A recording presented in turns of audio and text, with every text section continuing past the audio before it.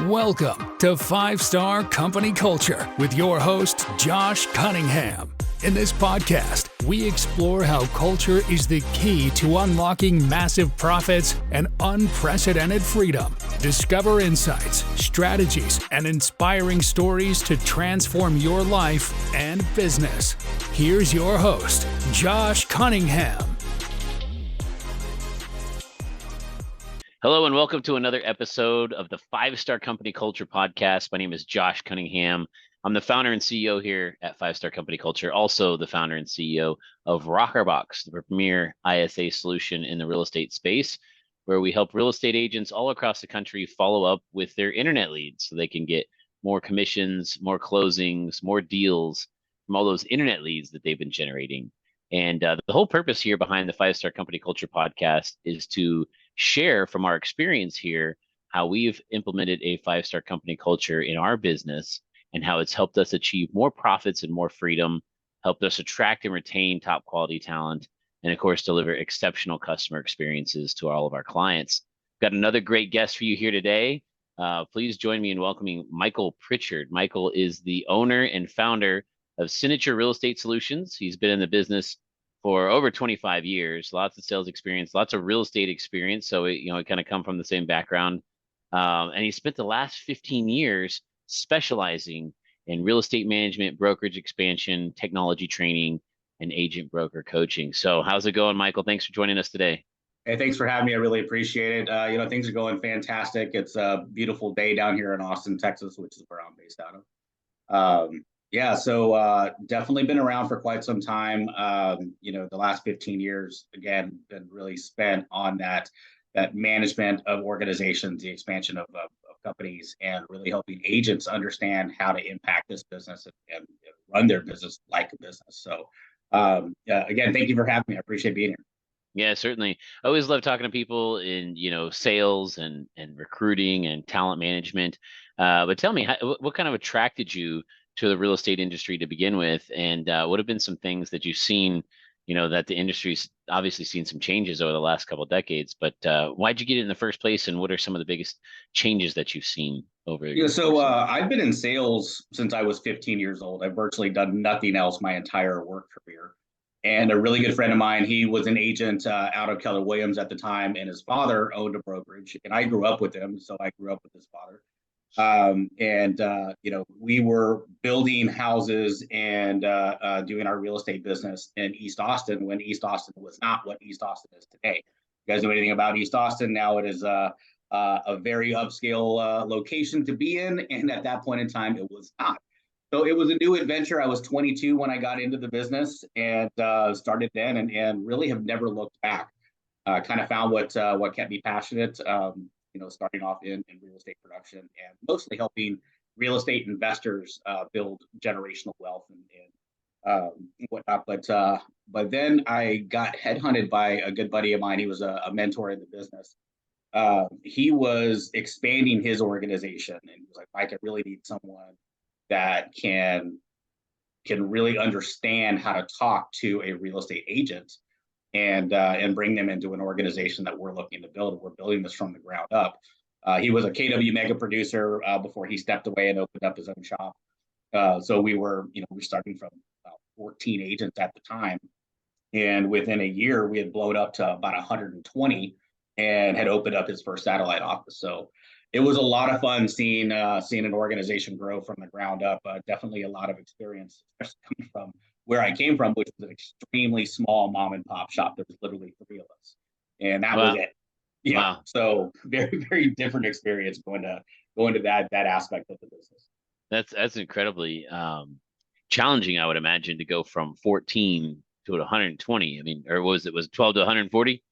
Practically 14 to about 120 at that particular time, and that was over the course of about 12 months, 12, 13.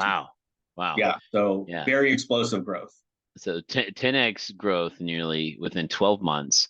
Why don't you kind of share with our audience here, some of the do's and the don'ts, some of the lessons that you've learned? Because I always say that it's one thing to be able to learn from your own mistakes, but it's even more advantageous if you can learn from other people's mistakes. And I would imagine along the way, there was probably some hurdles and some bumps along the way, but what were some of the biggest takeaways you had from that experience of 10xing, an agent count within 12 months?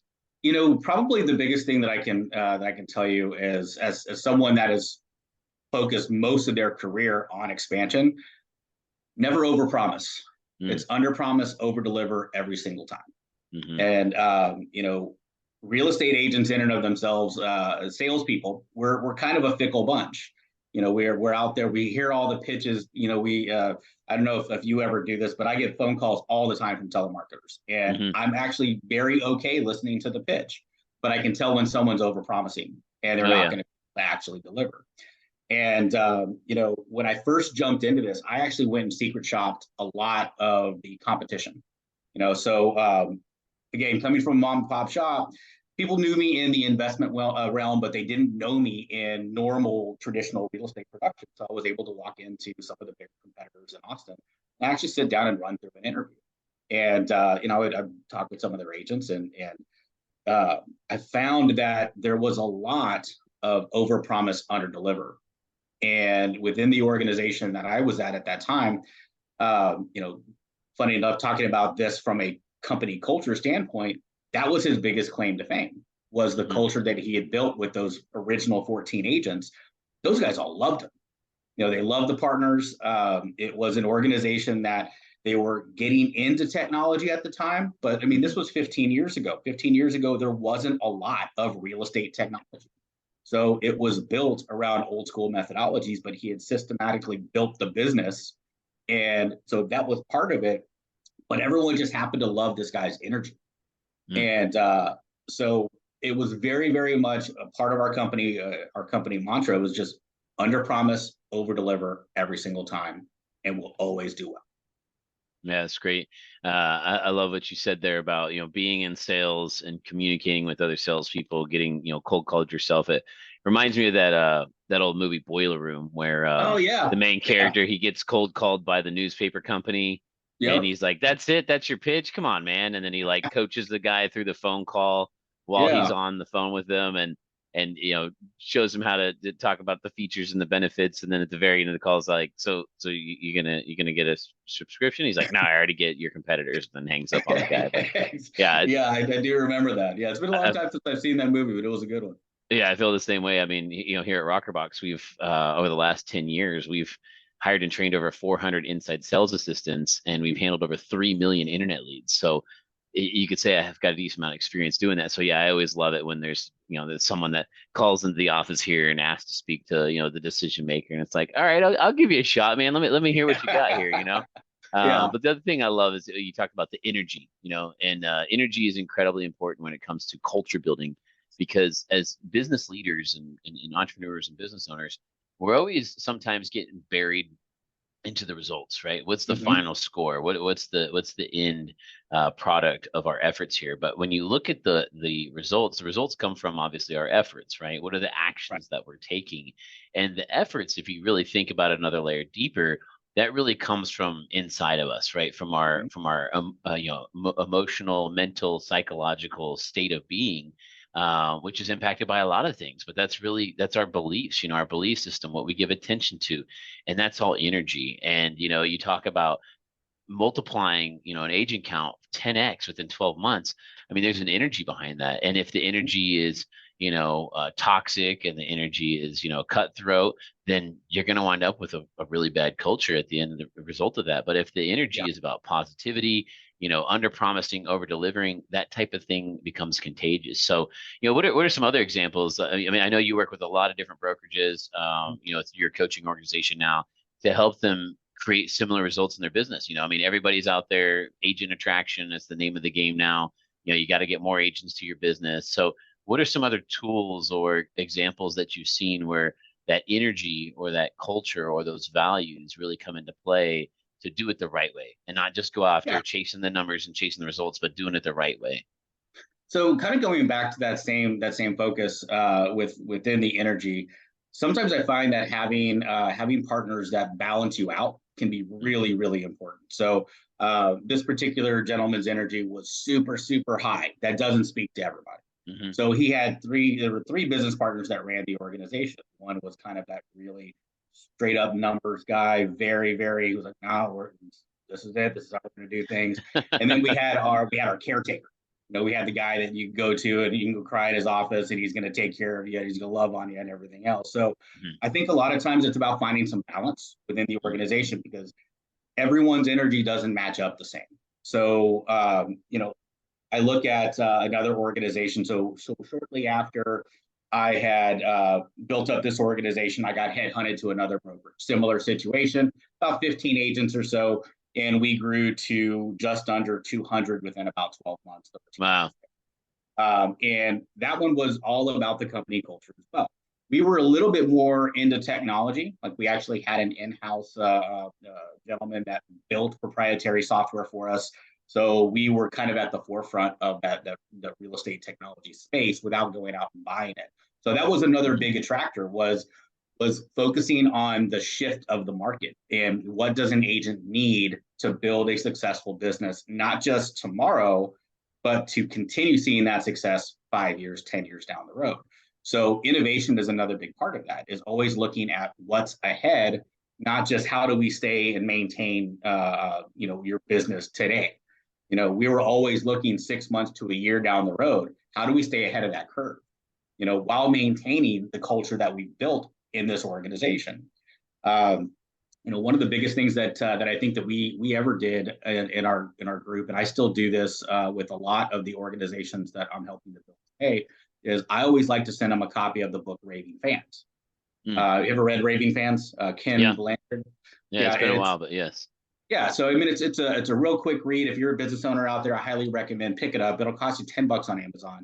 And it's it's told in the the realm of a fable. So it's a real easy to read book, but you look at the ways these guys have built their company culture and having those raving fans, just about, and you can't always maintain this, people, their priorities shift, things change, but that was what we always strive to do. When someone came through the door, we immediately wanted to make them a raving fan of our business, no matter what business it was, because we want them screaming from the rooftops that this is the best brokerage to be a part of.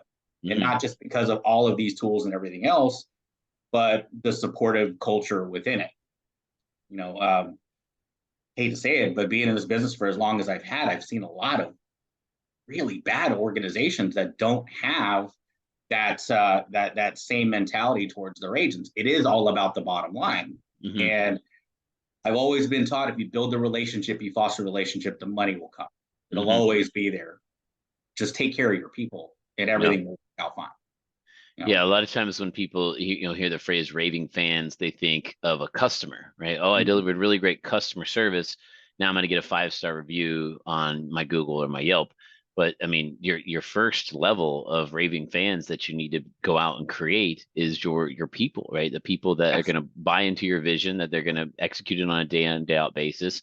And that that if you have a purpose and you have values that people live by, that you're not there micromanaging every single action and step within their daily routine. And that ultimately they're going to make the right decision. Again, you also hit on a great point about having a diversification of strengths. As a business leader, business owner, when you're building your leadership team, you should bet on people's strengths and delegate out those weaknesses. Find somebody else. If you have a weakness, find somebody else who has your weakness as their strength. So when we talk about culture, it doesn't just mean groupthink and everybody agrees and everybody acts and behaves the same way. You still want to have those core values, those core guiding models for how you take action and make decisions. But ultimately, you need a diverse team of people that have different experiences and different input and different insight.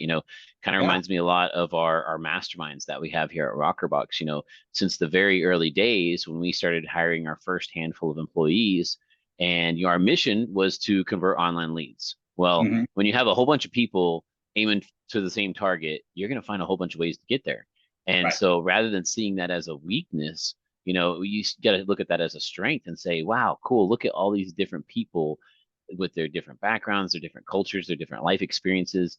And they can think, we can brainstorm together and collaborate and create those synergies to figure out how to achieve those even more efficiently and more effectively. And so we've had masterminds since day one where we bring the whole team together.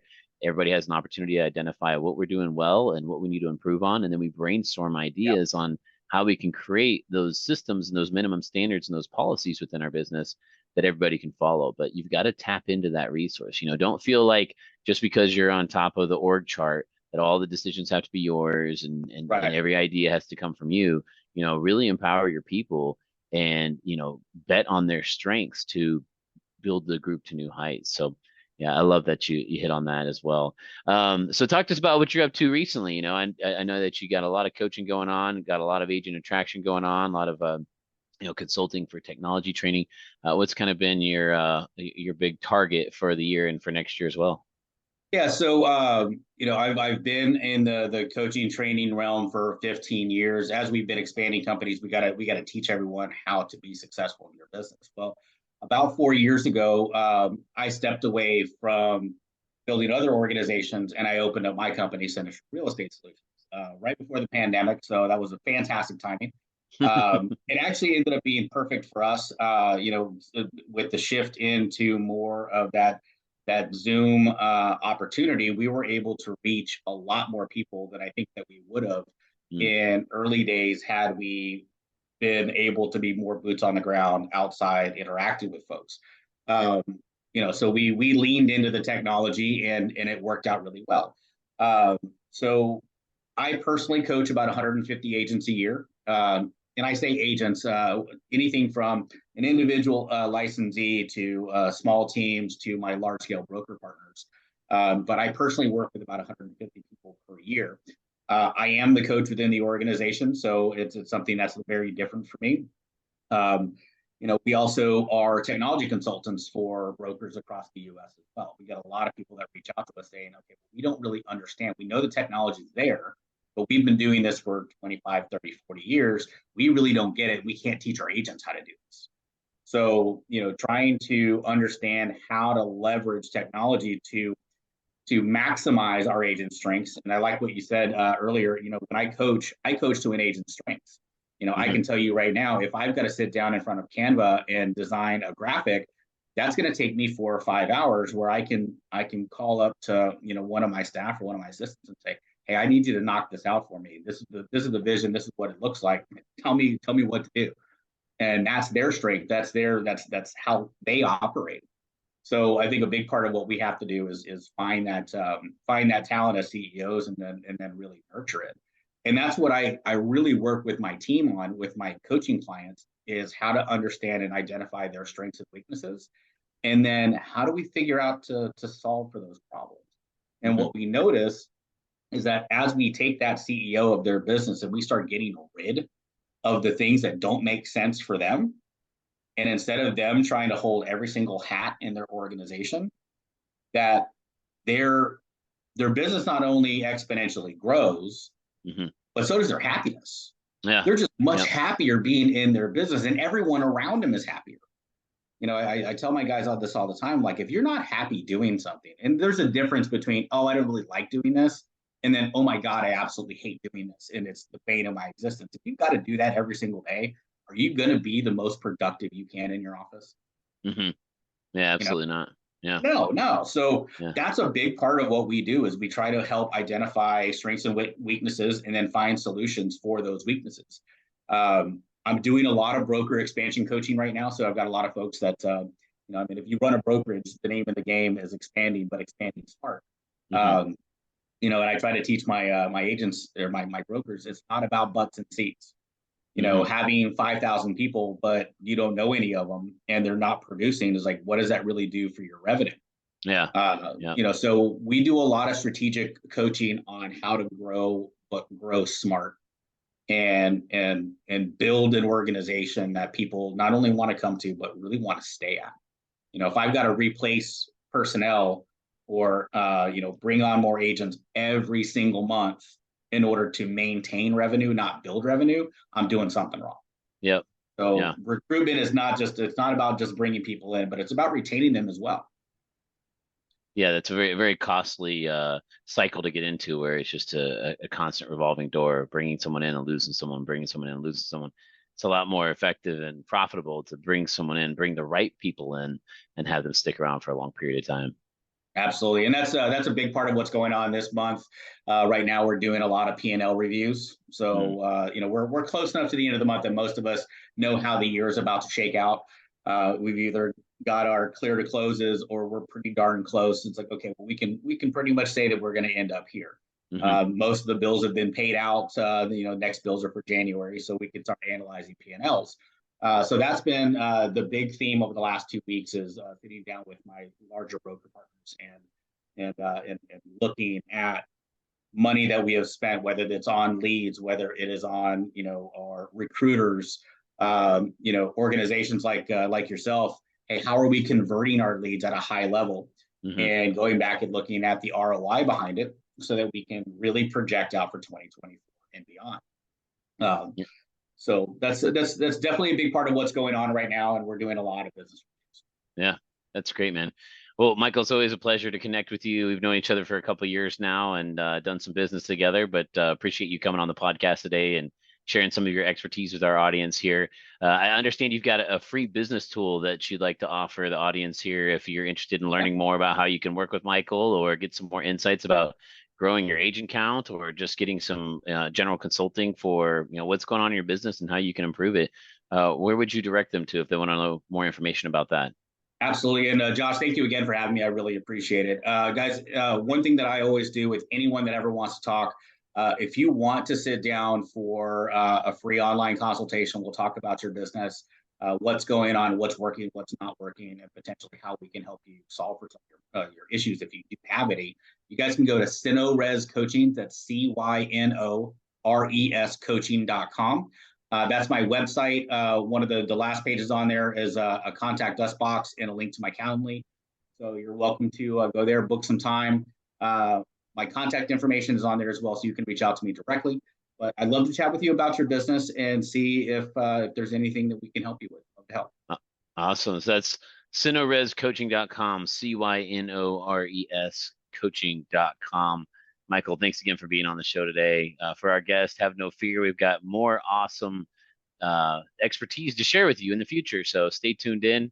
Be sure to like and subscribe and share this with anybody who might find value from our 5-Star Company Culture podcast. Thanks again for listening. Thanks again, Michael. Thanks, Josh. Thank you for tuning in to 5-Star Company Culture with Josh Cunningham. Embrace these lessons to elevate your business and join the ranks of thriving organizations. Stay tuned for more episodes. And until next time, remember, culture is the key to your success.